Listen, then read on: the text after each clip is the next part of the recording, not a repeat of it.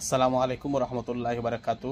আমার এক ভাই এডুকেশন ভাই খবর মুকামো আর কি মুকামো আমরা কই বা মাজার মুকাম বা মাজার বেটি মানুষ যাওয়া ঠিক আছে নি বা যাইজ নি? আমি কই বেটি মানুষ নাই, বেটা মানুষ যাওয়া তো দোকান নাই।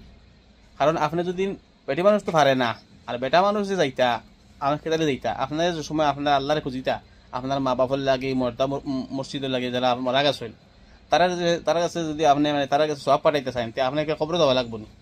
মানে আপনার এই যে গরো আসনি করতো না ডাক দিয়ে যদি আল্লাহরে খুঁজো আইন, আল্লাহকে খুঁজো আল্লাহ শুনুন না নি, আল্লাহ ফসাইন না নি। বা মসজিদে বইয়া যে আপনি দোয়া করলা আপনার মা বাবার লাগি, এখানে ফসাইন না নি আল্লাহ। মানে তার মানে হইল কি আপনি যাওয়া লাগে না। যে মানুষ ওই সময় যাওয়া লাগে যে সময় বাপ বোঝে যে আল্লাহ দূরতে শুনুন না, নাউজুবিল্লাহ কবরস্থানে যাওয়া লাগবো বা তাই ফসাইন লাগবো। ও কারণে যাইন কিছু মানুষ আছেন যে তারা উচিলা লইতা হন গিয়া হরুতা ফাইতা, কেউ ফেট গোসাইন, কেউ ফিট গোসাইন, কেউ আরো হত্যা করেন, আর বোতা দিয়ে আইন খবর বুঝছো না বেডিনতে। তো বেশি অংশ বেরিয়ে যায় যাতে এটা সারা শীতকে করেন।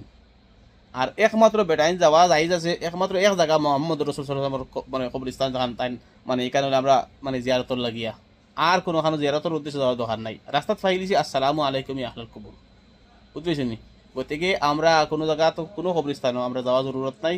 এক্সট্রা ভাবে আমরা গর্তনে যদি বইয়া দোয়া করতাম পারি, আমরা মসজিদে বইয়া দোয়া করতাম পারি, আটিয়া দোয়া করতাম পারি টান টানোর লগে। যে যে আর বেটিন যাওয়া টোটাল যাই না, টোটাল বেটিন যাই কোনো কারণে যাই না, জনজাত যাইতা না আর ইয়েতো যাইতা না, কবরস্থানও যাইতা না বেটিন।